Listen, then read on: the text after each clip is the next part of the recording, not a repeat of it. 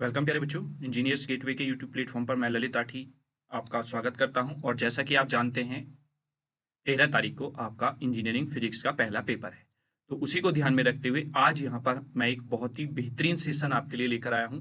क्योंकि लास्ट के 3 से 4 सेमेस्टर पेपर में इंजीनियरिंग फिजिक्स में आपके यूनिट वाइज न्यूमेरिकल पूछे जा रहे हैं। तो उन न्यूमेरिकल्स को करने के लिए सबसे इंपॉर्टेंट रोल होता है हमारे फॉर्मूलेज का। तो आज हम इस वीडियो में इंजीनियरिंग फिजिक्स के यूनिट वाइज फॉर्मूले डिस्कस करेंगे, जो बहुत ज्यादा हेल्प करेंगे आपकी एग्जाम हॉल में। तो आज ध्यान से सारे जो न्यूमेरिकल्स हैं उनके लिए ये रामबाण एक तरीके से आप वीडियो कह सकते हैं, जिसमें हम पूरे सारे सिलेबस के, पूरे फिजिक्स के जो इंपॉर्टेंट यूनिट वाइज फॉर्मूले बनते हैं, यूज होते हैं क्वेश्चंस को सॉल्व करने के लिए, वो हम यहां पर आज डिस्कस करेंगे।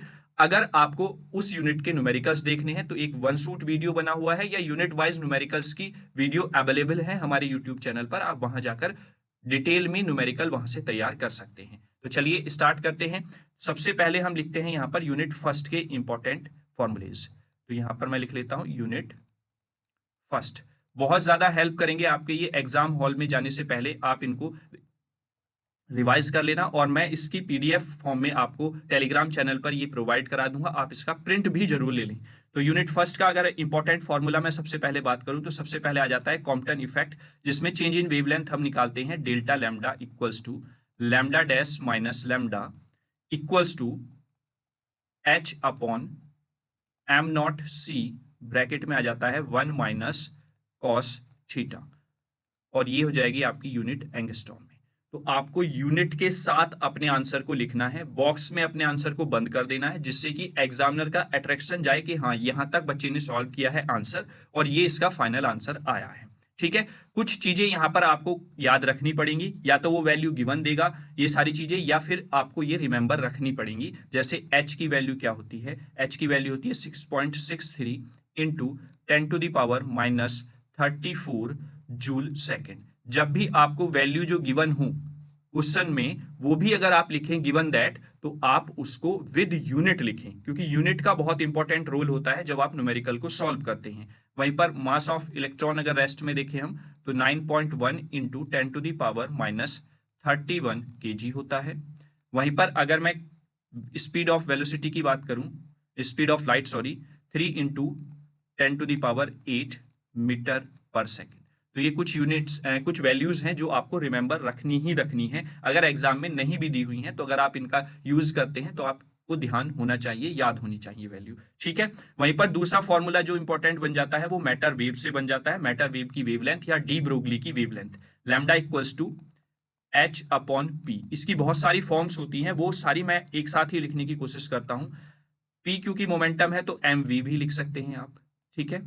अगर आप इसको एनर्जी की फॉर्म में लिखना चाहें तो 2 अपॉन स्क्वायर रूट ऑफ, यहां पर लिखेंगे आप, सॉरी 2 नहीं, ये एच आएगा, एच, एक सेकेंड, ये एच अपॉन 2 m, और फिर हो जाएगी एनर्जी, और ये m for electron, proton, neutron कोई भी दे सकता है आपको। ठीक है। और जब आप ये वैल्यू यहां पर पुट करेंगे फॉर द इलेक्ट्रॉन्स और h की value, then you get 12.276 upon square root of v। यानी कि अगर वोल्टेज आपको डायरेक्ट दिया हुआ है तो आप डायरेक्टली v की वैल्यू यहां पर पुट करके लैम्डा की वैल्यू फाइंड आउट कर सकते हैं। कुछ फॉर्म तो ये हो गई, और अगर हम लिखे आगे लैम्डा इक्वल्स टू h, अगर चार्ज की फॉर्म में लिखे तो h upon 2m Q we आप यहां पर लिखेंगे।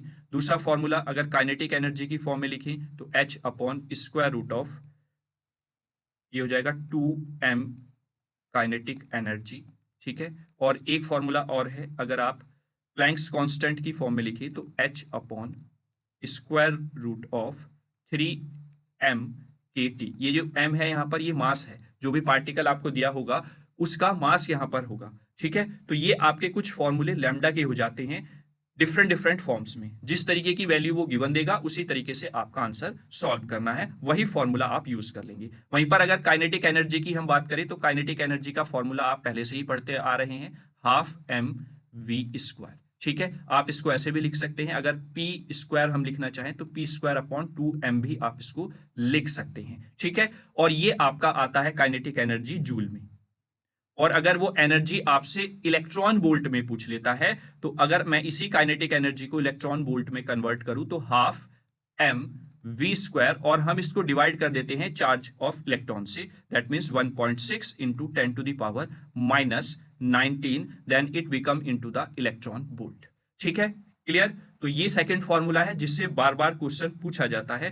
के जो है यहां पर बोल्ट्जमैन कांस्टेंट है, एम मास ऑफ पार्टिकल है, टी यहां पर टेम्परेचर है। Is that clear? चलिए, अब जो नेक्स्ट क्वेश्चन बनता है इसी यूनिट से, वो आपका बनता है on the basis of energy of A particle in one dimensional box.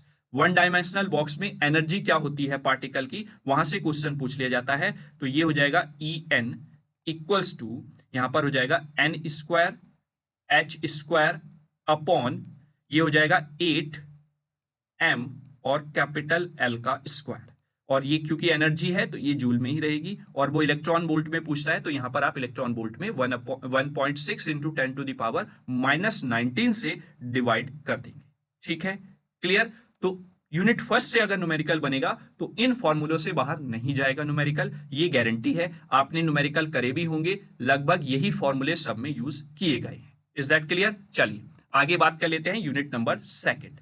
अब यहां पर लिखेंगे यूनिट नंबर सेकंड की। देखिए बहुत ही रामबाण वीडियो है ये आप लोगों के लिए इंजीनियरिंग फिजिक्स के पॉइंट ऑफ व्यू से, क्योंकि एक ही जगह पर एक ही यूनिट में आपको, एक ही वीडियो में आपको सारे यूनिट्स के फॉर्मूले यहां पर मैं रिवाइज करा दूंगा, और आप जब एग्जाम हॉल में जाएं इसका प्रिंट आउट ले लें तो क्विक आप 10 मिनट में क्विकली रिवाइज कर सकते हैं जो इसका प्रिंट आउट होगा उसकी हेल्प से। ठीक है, क्योंकि सारे फॉर्मूले आपको एक जगह ही मिल जाएंगे, आपको यूनिट्स वाइज पेपर पलटना नहीं पड़ेगा। ठीक है, चलिए सबसे पहला क्वेश्चन ही क्या है कि एक फॉर्मूला है जो जनरली आप जानते ही हैं, current density J equals to sigma E, ये होता है फॉर्मूला। वेक्टर फॉर्म में अगर आप डिनोट करना चाहते हैं तो आप यहां पर वेक्टर की फॉर्म में डिनोट कर सकते हैं। यहां पर जो सिग्मा है इसकी यूनिट मैं आपको बता देता हूं, वो होगी सीमन पर मीटर। ठीक है, वहीं पर अगर मैं ई की यूनिट की बात करता हूं तो ई की जो यूनिट होगी वो होगी वोल्ट पर मीटर। ठीक है, वोल्ट पर मीटर, ये इलेक्ट्रिक फील्ड को डिनोट कर रहा है। और जे क्योंकि करंट डेंसिटी है तो जे की यूनिट क्या हो जाएगी, एम्पियर पर मीटर स्क्वायर, क्योंकि करंट डेंसिटी क्या है, एक पर्टिकुलर रीजन में कितना करंट फ्लो हो रहा है, that's the current density. Clear हुआ? तो ये करंट डेंसिटी से रिलेटेड फॉर्मूला हो जाएगा आपका। फिर अगर हम बात करें नेक्स्ट फॉर्मूले की, तो नेक्स्ट फॉर्मूला क्या आता है हमारा, या फिर इसको एक आप रिलेशन भी बोल सकते हैं, D equals to epsilon E. Vector की फॉर्म में लिखना चाहते हैं तो वेक्टर का सिंबल आप यहां पर लगा देंगे, और एप्सिलॉन अगर आप रिलेटिव परमेबिलिटी की फॉर्म में लिखे तो epsilon equals to epsilon not epsilon R, relative permeability हो जाएगी। और यहां पर एप्सिलॉन नॉट की जो वैल्यू होती है वो आप लिखेंगे 1/4 पाई इंटू 9 इंटू 10⁻⁹। जब आप इसको सॉल्व कर लेते हैं तो अगर आप सॉल्व करके लिखें इसकी वैल्यू तो ये आ जाएगी 8.85 इंटू 10⁻⁻12, और यूनिट क्या हो जाएगी, कूलाम पर न्यूटन मीटर स्क्वायर। ठीक है, तो ये आपका एप्सिलॉन नॉट की वैल्यू आपको याद होनी चाहिए, अगर आपके क्वेश्चन में नीड होती है सॉल्व करने में तो आप इसको यूज कर सके। अदरवाइज वैसे वो नोटेशंस जो फिक्स नोटेशन होती है या कांस्टेंट वैल्यूज होती हैं वो प्रोवाइड कराता है, लेकिन कभी कभी नहीं भी देता है तो आपको रिमेंबर होना चाहिए। अदरवाइज पता चला इस वैल्यू की वजह से ही आपका न्यूमेरिकल आपको आता था, फॉर्मूला भी आपको पता है, लेकिन इन वैल्यू के याद ना होने की वजह से आप उसको छोड़कर आ गए, तो वो समस्या का कारण आपका बन सकता है। इसीलिए मैंने स्टार्टिंग में ही आपको बोल दिया है कि ये वाली वैल्यूज आपको याद होनी ही होनी चाहिए। ठीक है, अगर आप इसको रिप्लेस करना चाहें एप्सिलॉन को एप्सिलॉन नॉट एप्सिलॉन आर से, then you can replace like that. ठीक है, तो ये भी आपका फॉर्मूला हो जाएगा। यहीं पर अगर हम current density for displacement current की बात करें तो current density for displacement equals to क्या हो जाएगी, partial difference of the D with respect to the T. और you can also write here, ये दोनों तो कांस्टेंट हैं तो ये आ जाएंगे बाहर, और यहां पर आपका अब पार्शियल डिफरेंशिएशन हो जाएगा ई के रेस्पेक्ट में विद टी। ठीक है, तो क्योंकि हमने इस डी की वैल्यू यहां से पुट कर दी, तो आप इस तरीके से भी फॉर्मूला याद रख सकते हैं करंट डेंसिटी का। वैसे याद रखने की जरूरत नहीं है क्योंकि आपका करंट डेंसिटी ये होता है एक फॉर्मूला, डी की वैल्यू ये हो गई, रिलेशन होता है रिलेटिव परमेबिलिटी के साथ, ये हो जाएगा, इसकी वैल्यू आप यहां पर पुट करें। चूंकि करंट डेंसिटी क्या है, होती है partial differentiation of D with respect to T, और डी की जगह पर आप वैल्यू रखेंगे तो यहां पर पार्शियल डिफरेंशिएशन ई का हो जाएगा टाइम के रेस्पेक्ट में। Is that clear? ये सेकंड फॉर्मूला हो गया सेकंड यूनिट का। ठीक है, अब हम थर्ड फॉर्मूले की बात करते हैं। जो थर्ड फॉर्मूला है वो क्या आता है, H not upon E not equals to square root of epsilon not upon mu not. ठीक है, ये आपका नेक्स्ट फॉर्मूला हो जाएगा जो आपका यूज किया जाता है फॉर्मूला न्यूमेरिकल सॉल्व करने में यूनिट सेकंड। ठीक है, और अगर हम यहां पर बात करें तो ई नॉट यहां से हो जाएगा स्क्वायर रूट ऑफ 2e और यहां से एच नॉट हो जाएगा स्क्वायर रूट ऑफ 2h।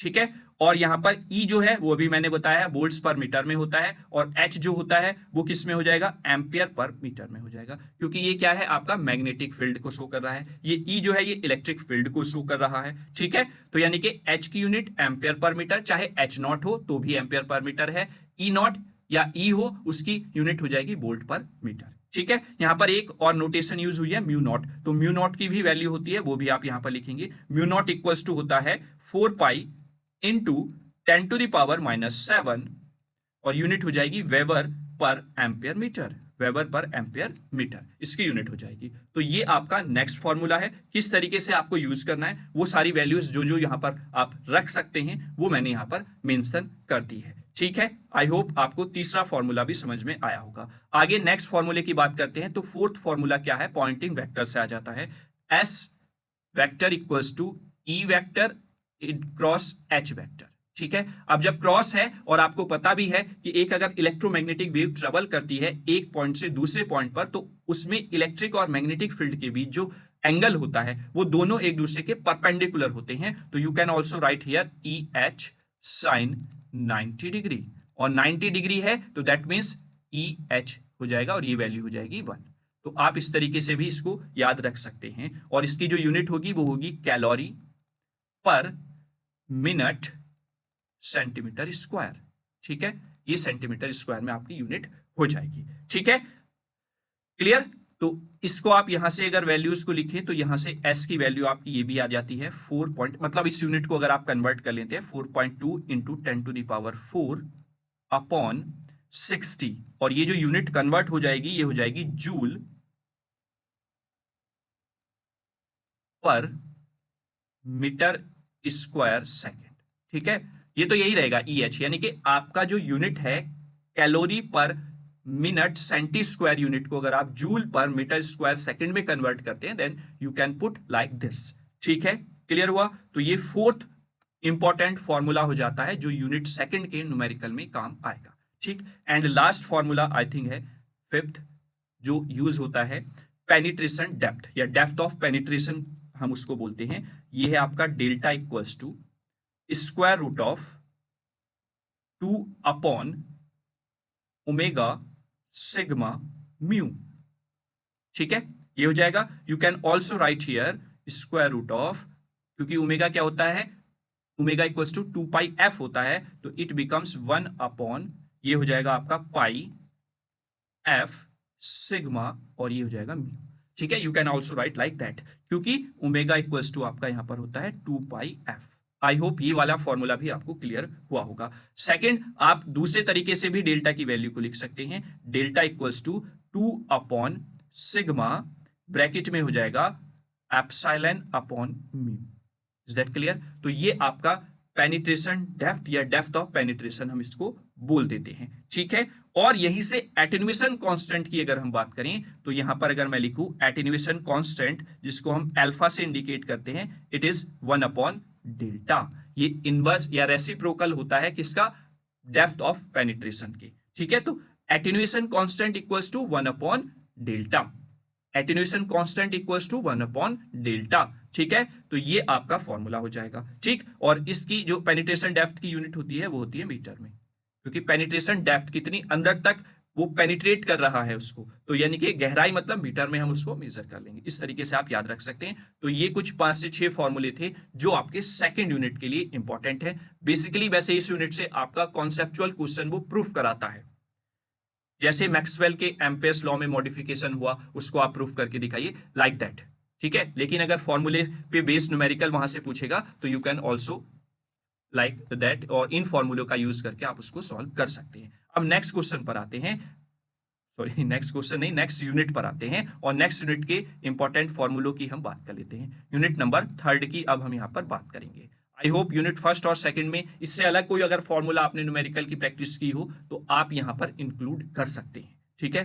लेकिन मुझे जो इंपॉर्टेंट फॉर्मूलेज लगे जिसपे बेस्ड न्यूमेरिकल आपके आते हैं, एग्जाम में बार बार पूछे जाते हैं, वो मैंने यहाँ पर आपको प्रोवाइड करा दिए, ठीक है। अब यूनिट 3 में बहुत ज्यादा फॉर्मूले हैं, क्योंकि यूनिट 3 में आपके बहुत पार्ट में आपकी है, यूनिट है 3 पार्ट में आपकी डिवाइड है। पहले आप इंटरफेरेंस थिन फिल्म पढ़ते हैं, फिर न्यूटन रिंग पर जाते हैं, फिर डिफ्रैक्शन पर जाते हैं, है ना। तो फॉर्मूलों के नंबर्स ऑफ फॉर्मूले यहां पर बढ़ जाते हैं। तो पहला फॉर्मूला अगर मैं बात करूं यहां पर, for the reflected light, for reflected light, reflected light के लिए अगर हम बात करते हैं, condition for the constructive interference, constructive interference thin film, in thin film, reflected light in thin film, वहां पर कंस्ट्रक्टिव इंटरफेरेंस जो होता है, कंस्ट्रक्टिव इंटरफेरेंस जो हमें देखने को मिलता है वो क्या होता है, 2 mu T cos R equals to bracket में 2n प्लस माइनस 1 और this is lambda by 2। Clear हुआ। n की वैल्यू यहां पर 0 1 2 3 डॉट डॉट डॉट, या फिर n equals to 1 2 3 dot dot dot dot हो सकती है। जब आप प्लस लेंगे तो n की वैल्यू 0 से स्टार्ट हो जाएगी, जब आप माइनस लेंगे तो n की वैल्यू 1 से स्टार्ट हो जाएगी। Is that clear. तो ये आपका हो जाएगा for the reflected light in thin film constructive interference की कंडीशन। आई होप यहां तक आपको क्लियर हुआ होगा। अब नेक्स्ट बात कर लेते हैं सेकंड। ये तो हो गया आपका कंस्ट्रक्टिव के लिए। अगर हम इसी सिचुएशन में डिस्ट्रक्टिव इंटरफेरेंस देखिए, डिस्ट्रक्टिव इंटरफेरेंस शॉर्ट फॉर्म में लिख रहा हूं बेटा, जिससे ज्यादा समय आपका ना लूं, ठीक है। डिस्ट्रक्टिव इंटरफेरेंस के लिए अगर मैं पार्ट डिफरेंस देखूं तो 2 mu T cos R equals to हो जाएगा n लैम्डा, ठीक है। यहां पर n की वैल्यू 1 से ही स्टार्ट होगी, 1 2 3 डॉट डॉट डॉट, ठीक है। तो ये आपका हो गया डिस्ट्रक्टिव इंटरफेरेंस। क्लियर। जब आप थिन फिल्म की बात करते हैं फॉर द रिफ्लेक्टेड लाइट, अगर ट्रांसमिटेड लाइट होगी तो ये आपस में इंटरचेंज हो जाएंगे, ठीक है। ये आपने पढ़ा होगा, ठीक। अगर मैं अब आ जाता हूं वेज शेप्ड थिन फिल्म में, ये तो थिन फिल्म थी, पैरेलल थिन फिल्म, क्योंकि 2 पैरेलल प्लेट्स वाली थिन फिल्म जो है वो यहां पर हमने यूज किया है। म्यू क्या है, रिफ्रैक्टिव इंडेक्स है बिटवीन द 2 प्लेट्स। टी क्या है, थिकनेस है दोनों प्लेट्स के बीच की। आर यहां पर एंगल ऑफ रिफ्लेक्शन है, ठीक है। एन नंबर ऑफ फ्रिंजेस है और लैम्डा वेवलेंथ है, ये आपको पता होगा। और सबसे इंपॉर्टेंट बात यह है, यहां पर आपको नोट डाउन करके लिखना है या इसको रिमेंबर भी रखना है कि जो नॉर्मल इंसिडेंट होता है, नॉर्मल इंसिडेंस की बात करते हैं तो आपका कॉस आर जो होता है वो आप हमेशा 1 लेकर चलते हैं। इस पे बेस्ड कुछ न्यूमेरिकल में थोड़ा सा मिस्टेक भी हो गई थी जब मैंने इस यूनिट के न्यूमेरिकल कराए हुए हैं, तो वहां पर बच्चों के कमेंट्स भी आए हुए हैं। तो वहां पर मैंने कॉस आर को 90 लेकर फिर वहां पर कॉस आर की वैल्यू यानी कि कॉस 90 की वैल्यू 1 पुट कर दी थी, बट वहां पर नॉर्मल इंसिडेंस की बात की गई है तो इसलिए हमने कॉस आर को 1 वहां पर पुट किया था, ठीक है। क्लियर हुआ। अब हम बात कर लेते हैं in wedge shaped thin film, wedge shaped thin film, wedge shape thin film की अगर हम बात करते हैं तो वेज शेप थिन फिल्म में क्या होगा, constructive interference, constructive interference for the reflected light ही हम बात कर रहे हैं, ठीक है। तो 2 म्यू टी कॉस, देखिए क्योंकि पैरेलल थिन फिल्म में आपकी दोनों प्लेट्स जो होती है वो पैरेलल रखी होती हैं, वेज शेप थिन फिल्म में आपकी दोनों प्लेट्स एक एंगल पर रखी होती हैं, बस वही एंगल इंट्रोड्यूस हो जाता है। चूंकि यहां पर कॉस आर होता था, अब जिस एंगल पर रखी हुई है वो इंट्रोड्यूस हो जाएगा, that means cos R plus theta आपको यहां पर मिलेगा और आपका सेम वैसा ही रहेगा। बस ये आपको याद रखना है और कोई चीज नहीं है आपका वेज शेप थिन फिल्म में, ठीक है। एन की वैल्यू 0 1 2 3 या 1 2 3 से आप यूज कर सकते हैं। वहीं पर डिस्ट्रक्टिव इंटरफेरेंस की बात करें तो डिस्ट्रक्टिव इंटरफेरेंस के लिए क्या हो जाएगा, for the destructive interference 2 mu T cos R plus theta equals to N lambda. Is that clear. तो ये आपका हो जाता है for the wedge shaped thin film, और ये हम बात कर रहे हैं दोनों में for the reflected light. Transmitted light में दोनों के रिजल्ट आप इंटरचेंज कर देंगे, ठीक है, ये आपको पता होगा। क्लियर। चलिए अब हम बात कर लेते हैं फ्रिंज विड्थ की। इसी में एक फॉर्मूला और यूज होता है फ्रिंज विड्थ, वो पूछ लेता है। तो फ्रिंज विड्थ इक्वल्स टू, जिसको हम ओमेगा से इंडिकेट करते हैं, वो हो जाएगी लैम्डा अपॉन 2 म्यू थीटा। ठीक है, ये आपका हो जाएगा। क्लियर हुआ? यहां तक कोई समस्या नहीं होनी चाहिए। यानी कि अगर आपका फिल्म वाले क्वेश्चन से क्वेश्चन पूछा जाता है, थिन फिल्म से, तो आपके यही फॉर्मूले यूज होंगे। ठीक है, चलिए अब सेकंड पार्ट पर चलते हैं इसी यूनिट के, that's the Newton's ring. Newton's ring diameter की अगर हम बात करें, थर्ड फॉर्मूला अगर इसी यूनिट से हम लें, तो न्यूटन्स रिंग डायमीटर। यहां पर मैं थोड़ा सा कंपैरिजन फॉर्म में यहां पर लिखूंगा। यहां पर मैं लिख लेता हूं for the reflected light, reflected light. कहीं ना कहीं ये जो डेरिवेशन आप करते हैं ना यूनिट वाइज, उनके आंसर या उनके रिजल्ट को भी रिकॉल करने में हेल्प कर रहे होंगे ये फॉर्मूले आपको, है ना? क्योंकि वही यही फॉर्मूले आप वहां पर प्रूफ करते हैं ट्रांसमिटेड लाइट के लिए। अगर हम यहां पर लिख ले इधर, है ना, ट्रांसमिटेड लाइट। ठीक, चलिए तो सबसे पहले for the bright ring, bright ring, और यहां पर फॉर द डार्क रिंग। यहां पर इंटरफेरेंस को आप रिंग बोल देते हैं, है ना? जैसे वहां पर कंस्ट्रक्टिव इंटरफेरेंस, डिस्ट्रक्टिव इंटरफेरेंस बोल रहे थे ना, तो यहां पर आप ब्राइट रिंग और डार्क रिंग उसको बोलेंगे। तो diameter for the reflected light क्या हो जाएगा? dn इक्वल्स टू 2 ब्रैकेट में 2n-1, यहां पर हो जाएगा lambda R upon mu. Mu क्या है कि आपका जो मीडियम है वो किस तरीके का है, प्लेनो कॉन्वेक्स लेंस के बीच में। ठीक है, वो हमेशा वैसे एयर को कंसिडर करके हम फॉर्मूला यूज करते हैं या न्यूमेरिकल्स अपने करते हैं, तो वो 1 वैल्यू यहां पर एयर के लिए हो जाती है। अदरवाइज अगर कोई मीडियम आपको दिया हुआ है तो उसका जो रिफ्रैक्टिव इंडेक्स होगा वो वैल्यू यहां पर आप पुट करेंगे। इसलिए मैंने म्यू को भी यहां पर कंसिडर किया हुआ है, उसको हटाया नहीं है। ठीक है, वहीं पर ट्रांसमिटेड लाइट के लिए यही फॉर्मूला क्या हो जाएगा? dn equals to square root में आपका हो जाएगा 4n lambda R upon mu. ठीक है, चूंकि रिफ्लेक्टेड लाइट और ट्रांसमिटेड लाइट के रिजल्ट एक दूसरे के अपोजिट होते हैं, तो वही डार्क रिंग अब ब्राइट हो जाएगी जो ट्रांसमिटेड में है रिफ्लेक्टेड के लिए। ठीक है, तो दैट मींस अब dn जो होगा डार्क रिंग के लिए रिफ्लेक्टेड लाइट में, वो क्या रहेगा बेटा? स्क्वायर रूट में 4n lambda R upon mu. वहीं पर dark ring for the transmitted light वो होगी जो ब्राइट रिंग मिल रही थी रिफ्लेक्टेड लाइट के लिए, तो ये हो जाएगा dn equals to square root of 2 bracket में 2n-1 lambda R upon mu. Is that clear? कोई समस्या यहां तक नहीं होगी। ठीक है, तो ये आपका न्यूटन रिंग्स में अगर डायमीटर पूछता है आपसे, तो ये फॉर्मूले आप इस तरीके से यूज करेंगे कि उसने बोला क्या है, फॉर द रिफ्लेक्टेड लाइट बोला है या फॉर द ट्रांसमिटेड लाइट बोला है। Is that clear? वहीं पर अगर हम वेवलेंथ की बात कर लें, नेक्स्ट फॉर्मूला जो वेवलेंथ पूछता है, वेवलेंथ फाइंड आउट कराता है न्यूटन रिंग में लाइट की, तो lambda equals to diameter of D plus P एथ रिंग माइनस डी एन, यानी कि nth रिंग का डायमीटर, उन दोनों का स्क्वायर अपॉन यहां पर हो जाएगा 4 पी आर। ठीक है, तो ये वेवलेंथ हो जाएगी अगर उसने उस वेवलेंथ जो लाइट उसने यूज की है उसकी वेवलेंथ न्यूटन रिंग के हेल्प से फाइंड आउट कराई है तो। ठीक है, वहीं पर अगर हम नेक्स्ट फॉर्मूले की बात करें, तो अगर उसने रिफ्रैक्टिव इंडेक्स पूछ लिया लिक्विड का, मतलब पहले हमने सेटअप रखा हुआ था एयर में, अब हम उस सेटअप को एज इट इज उठाकर ले गए किसमें? किसी मीडियम में।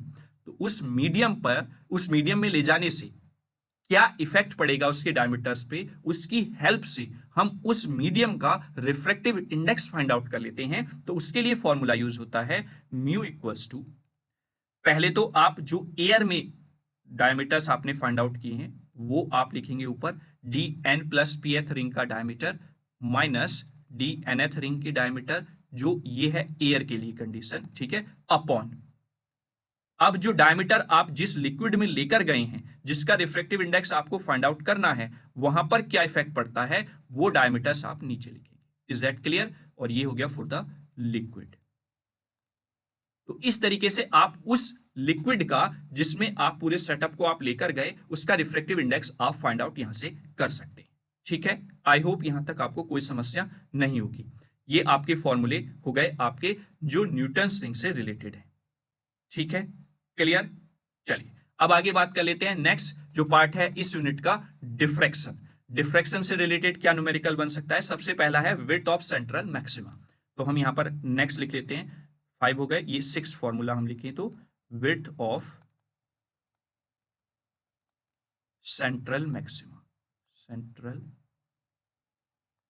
मैक्सिमा, ठीक है। विड्थ ऑफ सेंट्रल मैक्सिमा की अगर हम बात करें तो 2r, क्योंकि आपकी विड्थ जो है वो दोनों तरफ को कंसीडर करते हैं जब हम सेंट्रल मैक्सिमा की बात करते हैं, क्योंकि आपका जो सिनेरियो बनता है वो कुछ इस तरीके से बनता है, दो डार्क रिंग जब दोनों साइड मिलेंगी तभी हमें विड्थ ऑफ सेंट्रल मैक्सिमा पता चल पाएगा। तो अगर मैं यहां से देखूं, ये अगर हमारा सेंटर पॉइंट है तो आर अगर विड्थ ये है इधर तो आर इधर भी होगी, तो इसलिए जो विड्थ है सेंट्रल मैक्सिमा की वो 2r हो जाती है, ठीक है। इक्वल्स टू फॉर्मूला हो जाएगा 2 इंटू, अगर मैं यहां पर बात करूं, एफ लैम्डा अपॉन ए, ठीक है। एफ क्या हो गई यहां पर, focal length of the lens, जो लेंस यहां पर सेकंड लगा होता है जब हम सेटअप को देखते हैं तो वहां पर जो लेंस लगा होगा दूसरी तरफ, यानी कि राइट हैंड की तरफ सेटअप बॉक्स, सेटअप में उसमें, तो वो उसकी फोकल लेंथ जो होगी वो एफ है, लैम्डा जो है वेवलेंथ है, ठीक है।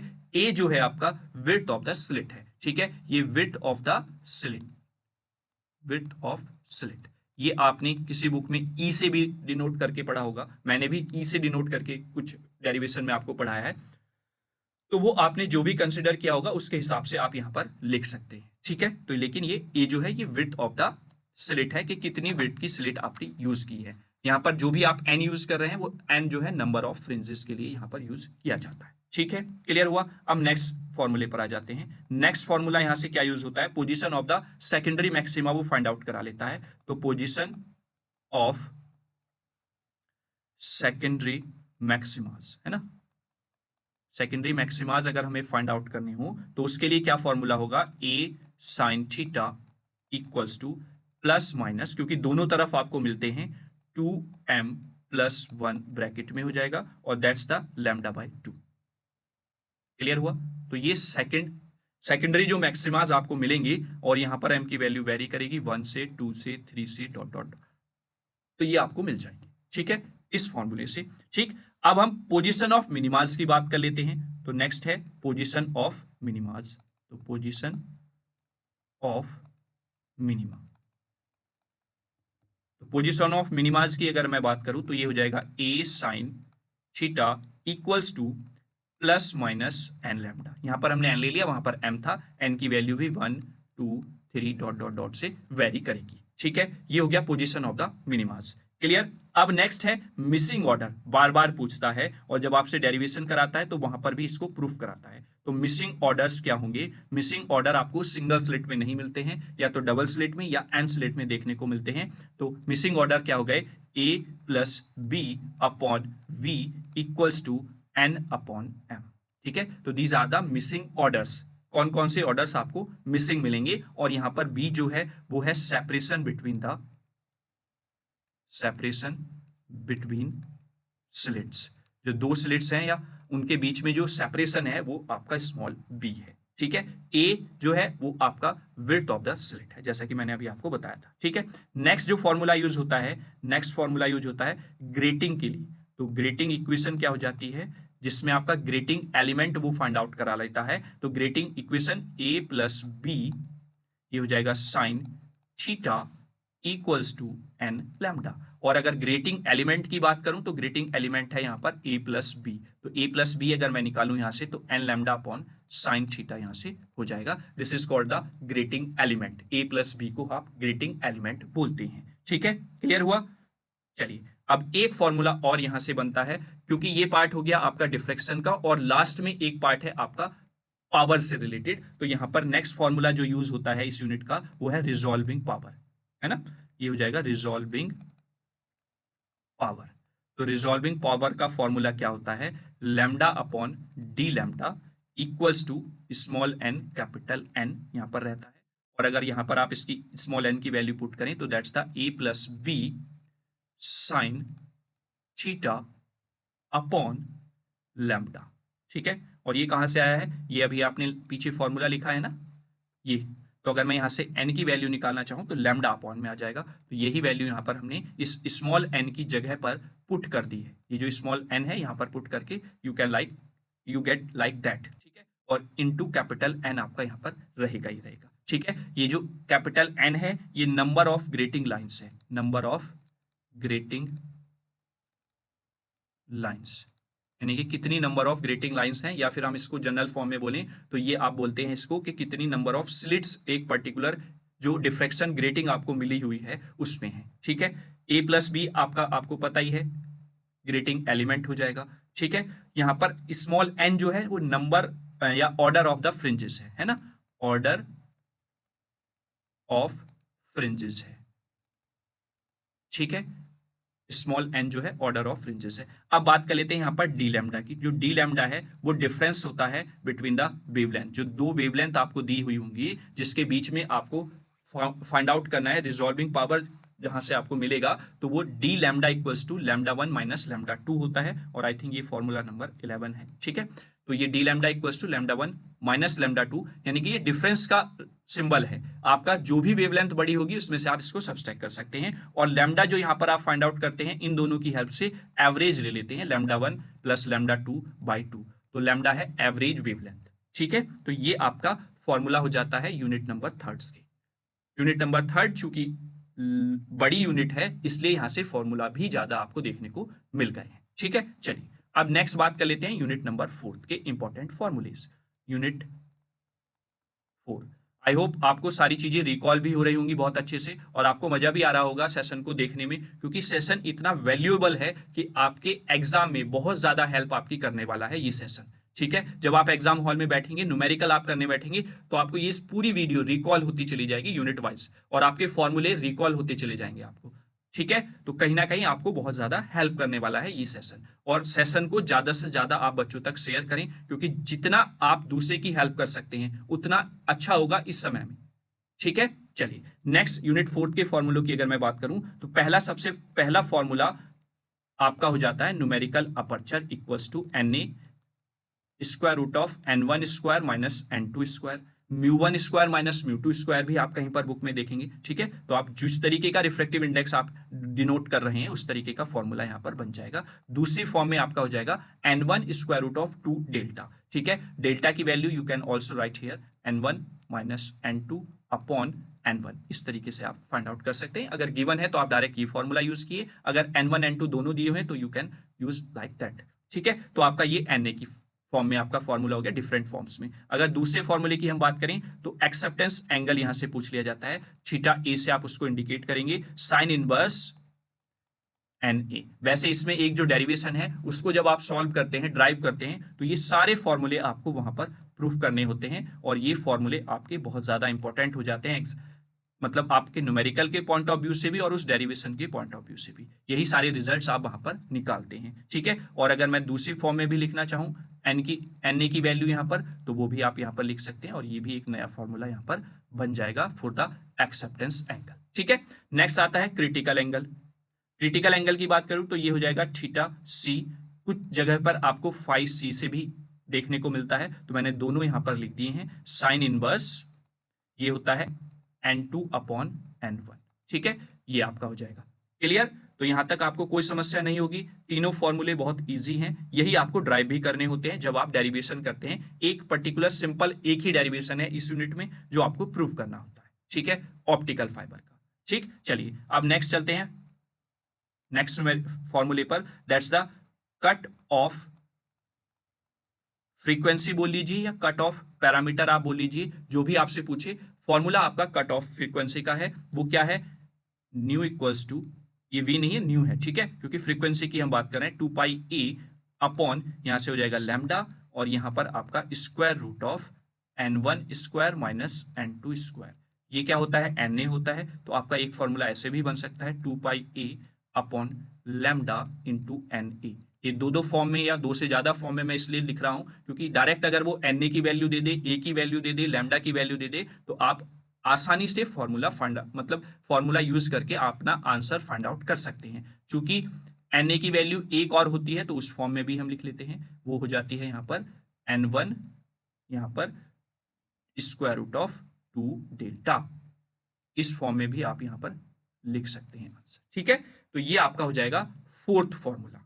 आई होप यहां तक आपको कोई समस्या नहीं होगी। अब नंबर ऑफ मोड्स अगर फाइंड आउट करा लेता है तो नेक्स्ट फॉर्मूला हो जाता है number of modes find out करने का, number of modes find out हो जाते हैं n इक्वल्स टू जो ये कट ऑफ फ्रीक्वेंसी आई है इसका स्क्वायर बाई 2 से। ठीक है, तो ये फॉर्मूला भी आपका यूज होता है जब आप यूनिट 4 के ऑप्टिकल फाइबर के न्यूमेरिकल करते हैं। And last one is the six formula is attenuation loss alpha, चूंकि हम डीबी पर किलोमीटर में लिख रहे हैं तो यहां पर हो जाएगा माइनस 10 अपॉन लेंथ आपकी जो आ जाएगी वो अपॉन में आ जाएगी लॉग बेस 10 और यहां पर होता है P out upon P in. ठीक है, और इसकी यूनिट चूंकि मैंने यहां पर लिखी दी है वैसे ये हो जाएगा डीबी पर किलोमीटर में।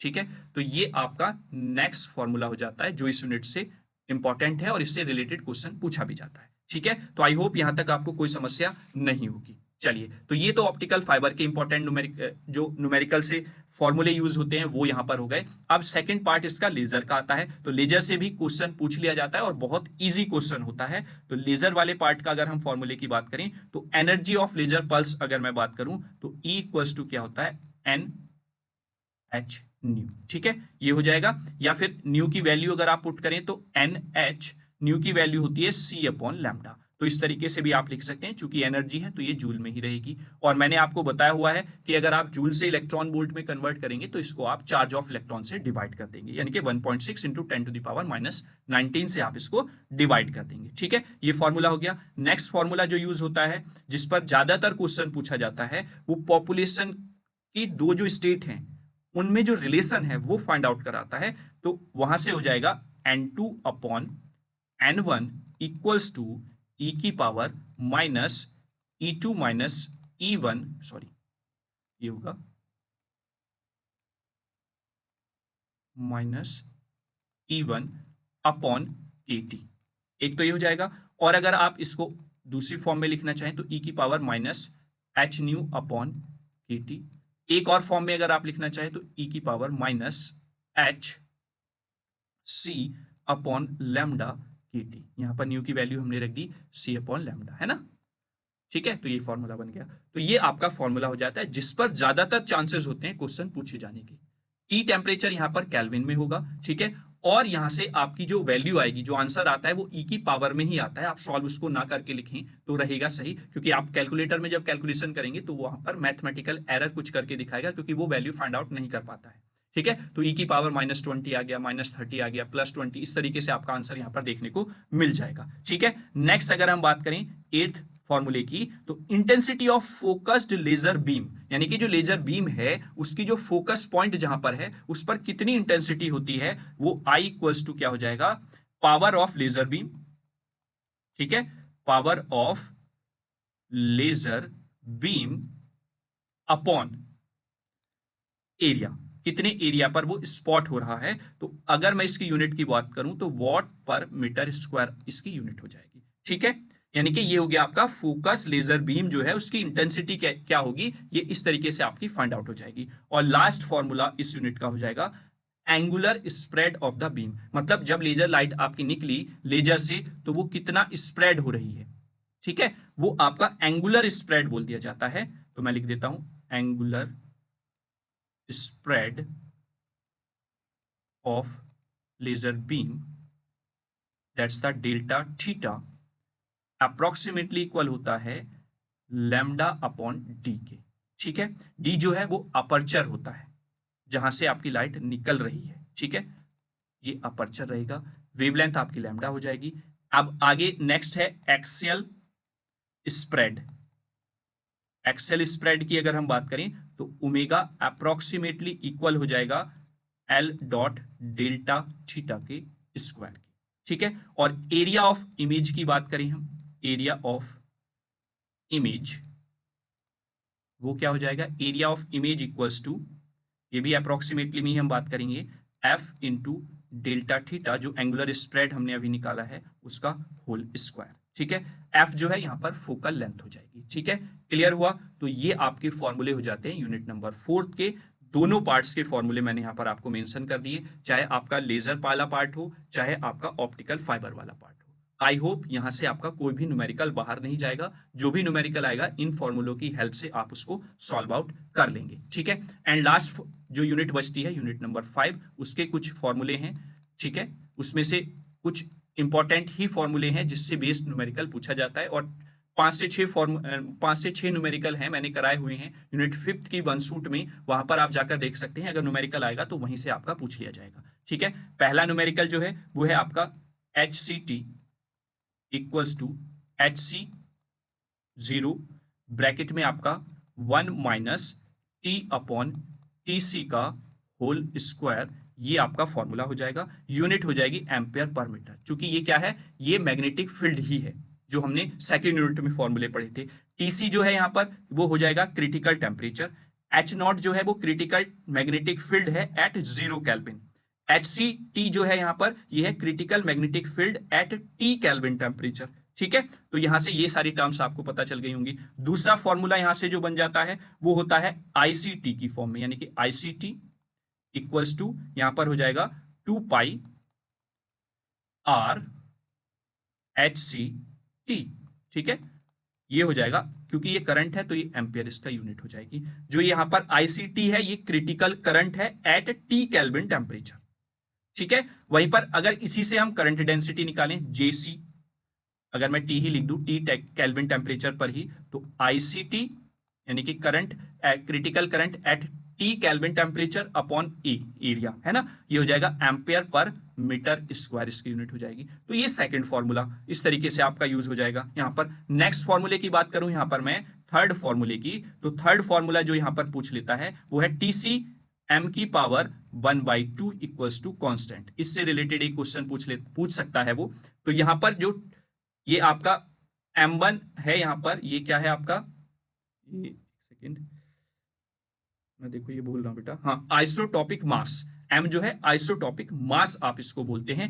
वैसे बेसिकली आपका यूज होगा TC1 for the first material, उसके लिए M1 हो जाएगा मास। ऐसे आपका TC2 for the second material और मास हो जाएगा M2। और इस तरीके से वो यहां से कोई भी वैल्यू आपसे फाइंड आउट करा सकता है। इसका न्यूमेरिकल मैंने कराया हुआ है, वो जाकर आप देख सकते हैं। और लास्ट फॉर्मूला जो आपका यहां से बनता है वो है लैम्डा T, यानी कि वेवलेंथ एट द, या वेवलेंथ नहीं, इसको हम पेनिट्रेशन डेप्थ बोलते हैं। Penetration depth at T kelvin temperature equals to penetration depth at 0 kelvin temperature, bracket में आपका हो जाएगा 1 माइनस T अपॉन TC, और इसकी पावर हो जाएगी अब यहां पर 4।